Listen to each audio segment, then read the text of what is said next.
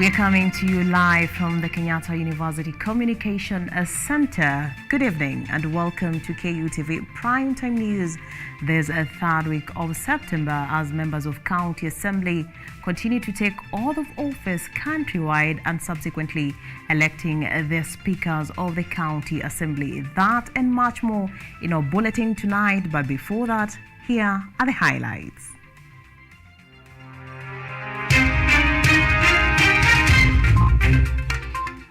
President William Ruto expected to make his first address to the 77th Session General Debate in the United Nations General Assembly tonight. Kenyatta University, in collaboration with the British Council, imparts young people with knowledge and skills for entrepreneurial skills.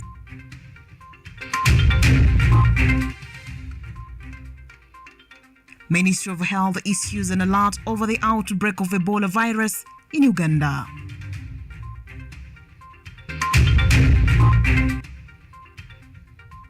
And Kipchoge is set to chase his record this Sunday in the weighted bowling marathon in Germany.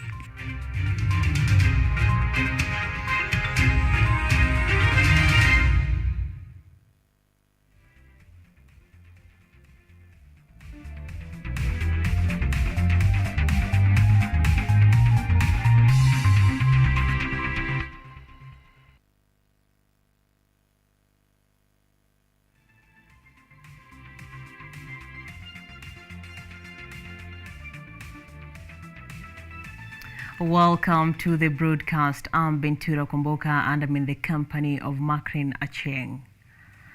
And President William Ruto has congratulated a group of Kenyan University students dubbed Ikobana Limited for winning the global finals of the 2022 Health Prize held in New York.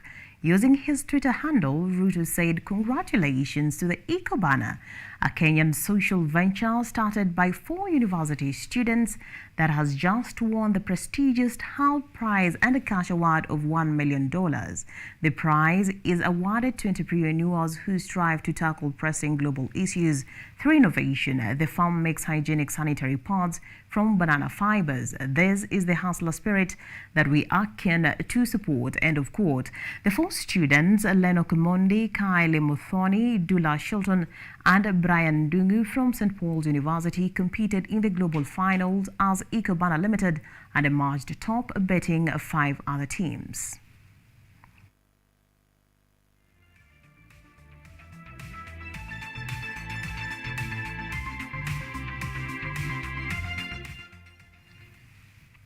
And President William Ruto has called for more robust bilateral and trade relations between Kenya and the United States while speaking during a high-level meeting hosted by the U.S. Chamber of Commerce in New York last evening ahead of his address to the 77th Session General Debate in the UN General Assembly tonight. The President has said that his administration is keen on establishing a new strategic partnership with the U.S. business community in order to enhance Kenya's socio-economic transformation as the world leaders converge for the 77th Session General Debate in UN General Assembly, UNGA, in New York City. The head of state said Kenya is ready for enhanced trade and investment, having demonstrated the maturity of its democracy in the recent elections, saying that Kenya has strengthened its democratic foundations, which make it a safe destination for business and investments.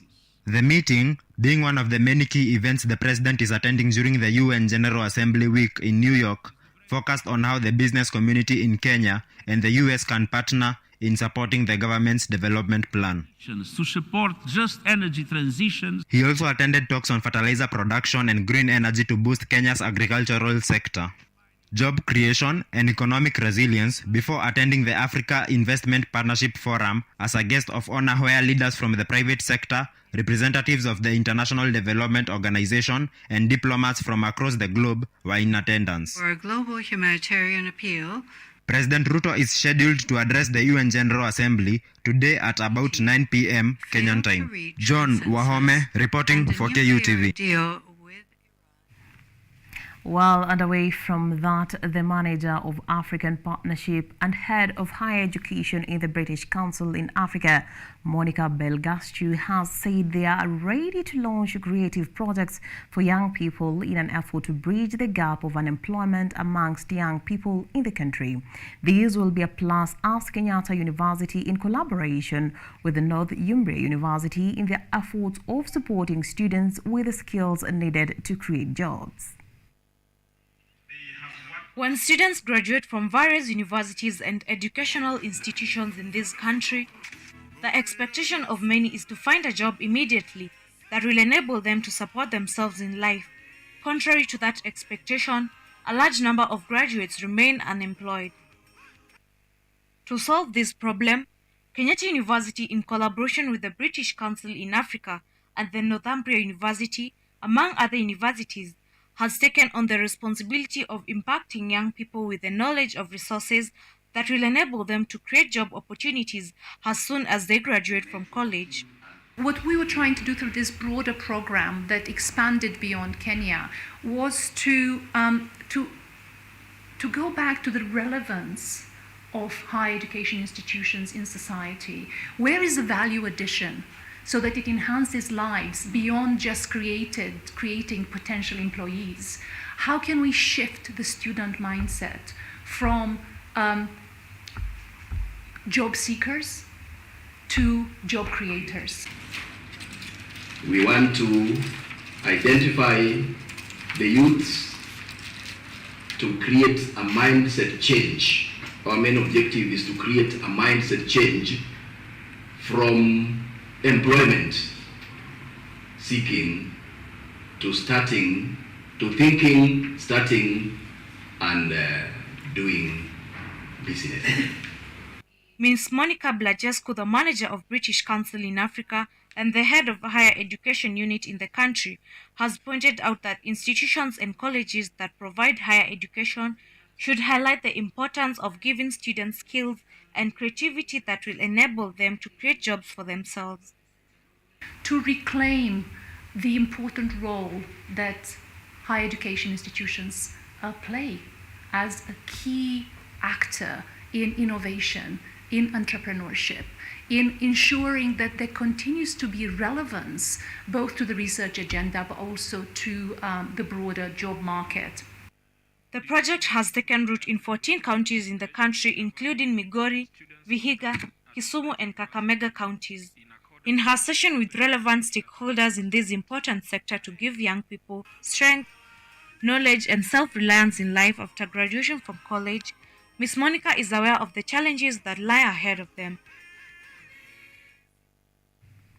And the textile industry is expecting a boost after a memorandum of understanding was signed between Kenya and India to support and promote trade and investment between the two countries. Rohit Radwana, Deputy High Commissioner at DPR to UNEP and UN Habitat, noted that Kenya can benefit from its collaboration and cooperation with the textile and textile engineering sector to generate employment, skills development for youths. The agreement comes at a time when Kenya is seeking to improve its textile industry, which has for years been an entry point for sea trade and transport from Asian and Arabian countries.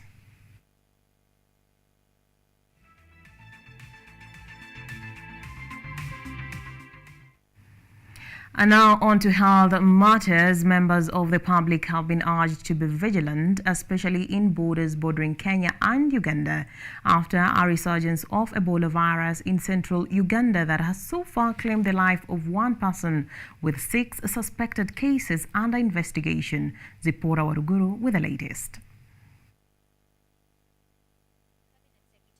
Kipchoge, while issuing the health alert in the country, noted that there was considerable human traffic between the two neighboring countries, which puts Kenya at high risk of contracting the virus.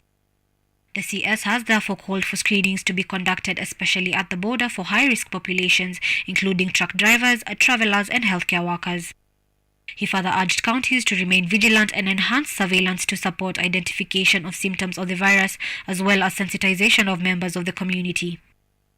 The declaration of the outbreak was made by the Permanent Secretary for Health in Uganda, Diana Atwine, following the death of a 24-year-old male in Mubende district, which has had 6 suspicious deaths. This is the first time in more than a decade that Uganda is recording a case of the Sudan Ebola virus, with the last case being in 2012. The patient who had been confirmed with Ebola passed on, and the current situation is that the body is isolated in the mortuary, waiting to be buried by the medical team. Uganda has battled 4 outbreaks of the Sudan Ebola virus and 1 outbreak of the Zaire virus in 2019, which was an imported case from neighboring DRC. The virus has 6 strains including Zaire, Sudan, Bundibugyo, Thai Forest or Cote d'Ivoire, Bombali and Reston, with the first 3 subtypes causing large outbreaks in Africa. The virus has especially wreaked havoc in West Africa, having caused the death of over 11,300 people and socio-economic disruption in the region, mainly in Sierra Leone, Guinea and Liberia. Zipporah Waruguru, KU TV. Well, thank you, Zipporah, for that update. And the process of swearing in of the newly elected member of the 3rd County Assemblies has proceeded for another day today, with more than 10 counties conducting the process, which has seen elected members taking oath and subsequently voting to elect the county speakers. This comes after the Electoral Board last week fully constituted the county assemblies through successfully gazettement of all the elected and nominated MCAs in the August 9th general elections. It has been another day of swearing in of the newly elected MCAs in the country, and more than 10 counties have conducted the process in their respective county assemblies. Ward bosses in Nakuru, Taita Taveta, Makueni, Uasin Gishu, Migori, Bungoma, Baringo, Kajiado, Bomet, Embu, among other counties, took an oath of office, with Kisii County Assembly among those set to hold the function tomorrow. In Nakuru County, delightful moments engulfed the process as mother and son-in-law took oaths as MCAs of the 2 out of 55 electoral wards of the county. The 2 are Grace Mwadhi of Bahati Ward and Mwangi Ngarama of Lanet Umoja Ward. Elsewhere, the swearing-in activities in Migori County Assembly were briefly interrupted following instances of some MCAs failing to follow the correct order of taking oath, forcing the assembly clerk to order a fresh repeat of their oaths. After taking oath of office, the new MCAs were mandated to a voting process to elect the House Speakers of the 3rd County Assemblies. Cosmas Korir is among the newly elected County Assembly Speakers, serving the capacity in Bomet County. The whole process is set to be completed by the end of this week. Joseph Oyomo, KU TV. And a pilot and a trainee have escaped unhurt today after their plane crash landed few minutes after takeoff at the Wilson Airport. Confirming the incident, Langata Police Commander Monica Kimani said the plane was headed for a training session before it crashed at Nairobi National Park. The 2 occupants in the craft were later on evacuated by chopper back to the Wilson Airport.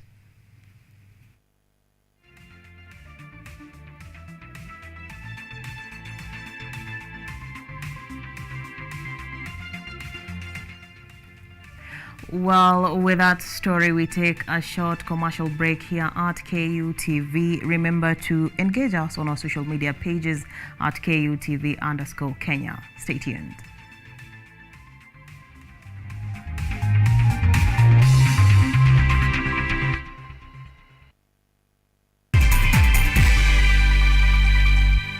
KUTV, in conjunction with Kenyatta University Funeral Home, is now offering death announcements immediately following our news bulletins at 7 p.m. At this sorrowful time, as you share in your grief, allow us to communicate your announcement of your loved one on KUTV in both Kiswahili and English. For more details, kindly inquire at the KU Funeral Home Service Desk or call 0736 928 380 or dial or 20-359-9054.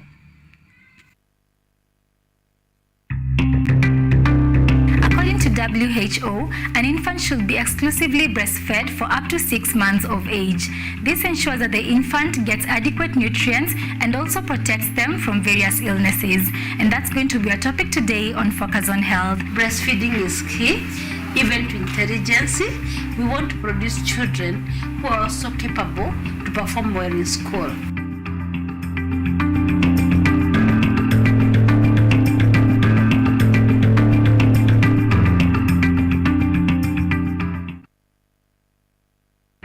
We bring you women who have done a tremendous job in the tech space. Everybody was going for business, and the teachers would tell you, you know what, as a woman, try business or try agriculture.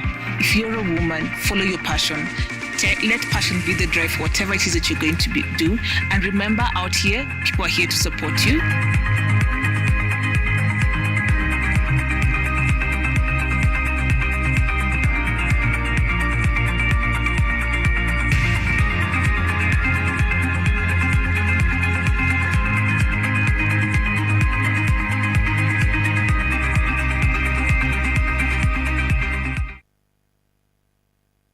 It is a sunny Sunday afternoon when we make our way to Sunken Park along Aga Khan Walk at the heart of the Nairobi Central Business District. It is here we meet hundreds of skating enthusiasts, new entrants, parents and guardians who have gathered for an eventful afternoon. From Monday to Saturday, the Sunken Park serves as a parking lot. It is only open to skaters for just one day in a week. They fall and rise until they get it right. Samson Soni is a skating coach. He has been training the children at the park. Unemployment has hit you hard. Your salary is meager. You decide to venture into business, but you're struggling to thrive in it. You would want to reap a big tip on how not to run into losses. Forget the preachy business blogs, the hyperbolic motivational speeches, and all the roads down desperation. Hope has come, with model stories from small successful entrepreneurs.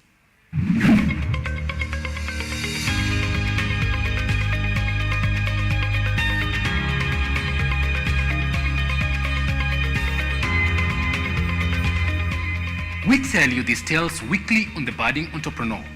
Join us as we help you make your trade profitable and often smile to the bank.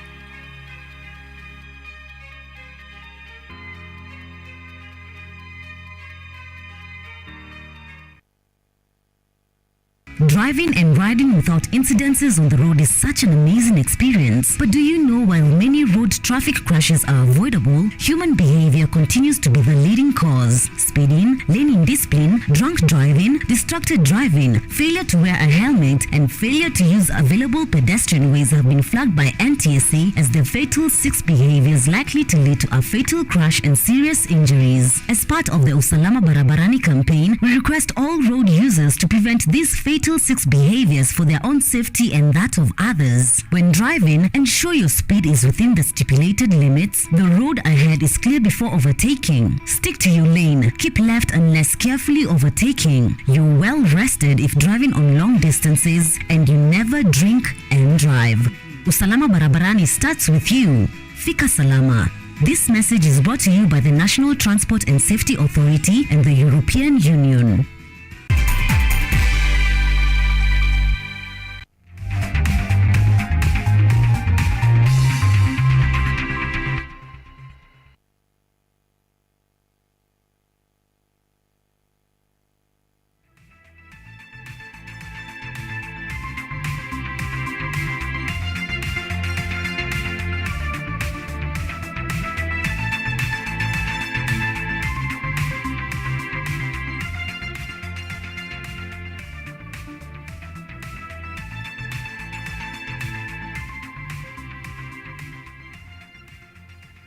Welcome back. This is KUTV Primetime News.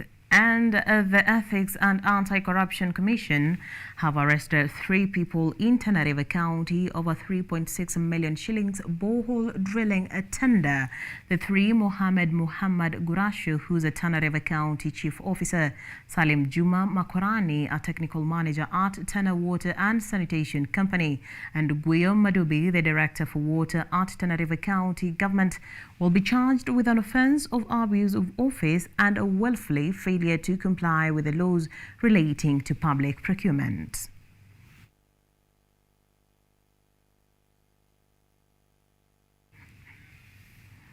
And the candidates for the position of Speaker in Nyamira and Kakamega counties have vowed to move to court to stop election of the speakers of the county assembly, citing irregularities in the exercise and the need to establish a new process as voting for the position of county assembly speakers intensified. Members of the Nyamira County Youth Forum, Enoch Mosaisi and Mike Makori, who are running for the position of Area Assembly Speaker, have threatened to move to court to demand the nullification of Enoch Okeyo's election as County Speaker, claiming the process was marred by irregularities. The duo suggested that Speaker Okeyo had divided loyalty and owns a dual citizenship, therefore he could not discharge his duty effectively, hence the need to pave way for a fresh election. Speaker Okeyo defeated former office holder Moffat Teya by 26 to 9 votes in what appeared to be a two-horse race. The County Youth Forum members who lost the election frauded the entire election process from the advertisement to the final poll. A similar scene was witnessed in Kakamega County, where the candidates for the speaker position filed a lawsuit asking the court to stop the election on the ground that their names were omitted from the list of candidates shortlisted for the position. Former Shinyalu MP Justice Kizito Mugali, politician Brian Lishenga and lawyer Leonard Shimaka claimed that they were denied access to the county assembly buildings because their names were not included on the list of candidates. However, it is alleged that the 3 failed to provide all necessary documentation on time. For KUTV News, I am Eugene Mayabi. And regardless of a temporary injunction court order from the Embu High Court barring the immediate former Speaker of the County Assembly, Josiah Thereku, from contesting for the position in today's elections, Josiah went ahead to not only contest but win the seat, citing that he didn't receive the order, an order that was issued hitherto. Judge Lucy Njuguna allowed an applicant filed and a certificate of urgency by James Gitonga Mutabe seeking to block Thereku from contesting, citing integrity issues. The petitioner argued that Thereku violated Section 43(5) of the Election Act that requires all public servants to resign 5 months before elections. The immediate former Speaker, Mr. Josiah Thereku, was expected to battle it out today with Daniel Kamunda for the position.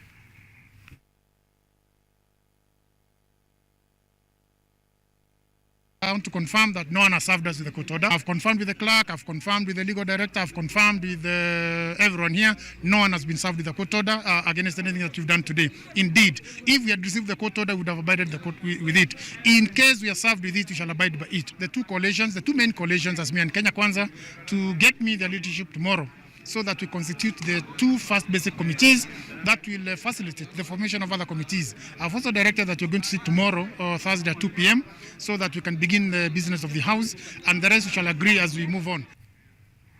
And former Kinango Member of Parliament Simon Mwero Mkale has been laid to rest in his home in Metubi House, Kinango Sub-County, Kwale County.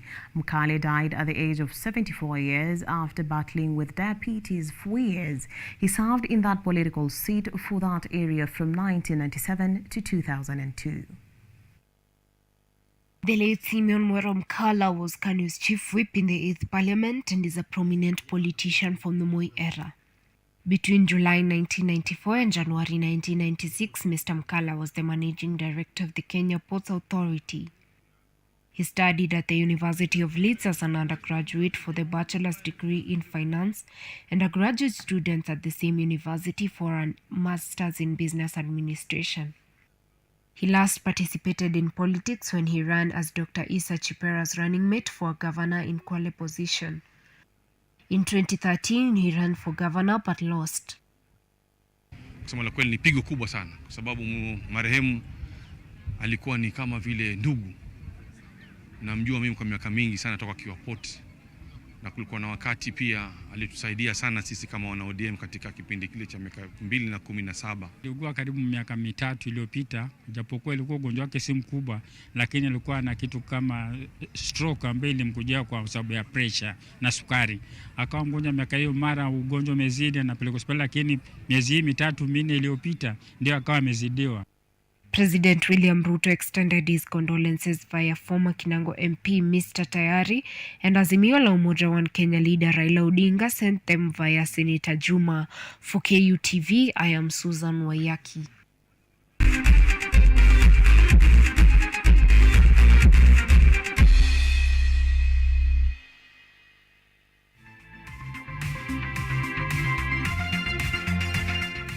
And world marathon record holder Eliud Kipchoge has arrived in Berlin in readiness for this year's edition of Berlin Marathon, scheduled for Sunday. The Kenyan jump, who's considered the greatest of all time in athletics, will be chasing his own world record of 2 hours, 1 minute and 39 seconds. Double Olympic champion and world marathon record holder Eliud Kipchoge is in Berlin as he prepares to participate in the annual edition of Berlin Marathon scheduled for Sunday the 25th of September. The 3-time Berlin Marathon winner will be looking forward to become only the second man in history to triumph in the highly coveted event, after Haile Gebrselassie of Ethiopia, who won the race in 4 consecutive years between 2006 and 2009. Kipchoge, who hails from Nandi County, became only the second Kenyan to win the long-winded event in the 2 consecutive years in 2018, following in the footsteps of Patrick Musyoki, who clinched the gold in 2010 and 2011. In 2019, Kipchoge went into history books for being the first human to ever complete a marathon under 2 hours, setting the popular 1:59:40 in Vienna, Austria. The 41-year-old has been participating in tough training sessions in the last few weeks, noting that it's only through learning that any marathoner can perfect his talent. With Kipchoge now contending against the current Berlin Marathon holder Guya Dola, Kenyans are hopeful that this will be yet another record-breaking day for one of their own. Lincoln Chege, KUTV. Well, Alfred Simiyu has once again proved that disability is not inability by retaining his position as the president of the Kenya Wheelchair Basketball Federation in an election held yesterday. A total of 22 members undertook the elections, with 8 officials being given the mandate to serve for the next 4 years. Simiyu, having run unopposed in the elections, will head the federation with Joseph Ocheng as the vice president.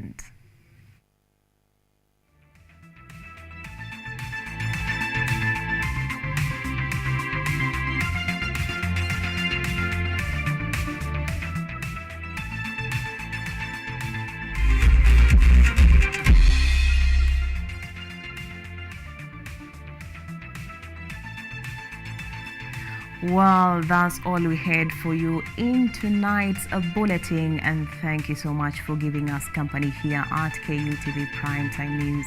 I'm BENTURA KWAMBOKA, and I've been in the company of Makrin Aching. Have yourself a good night.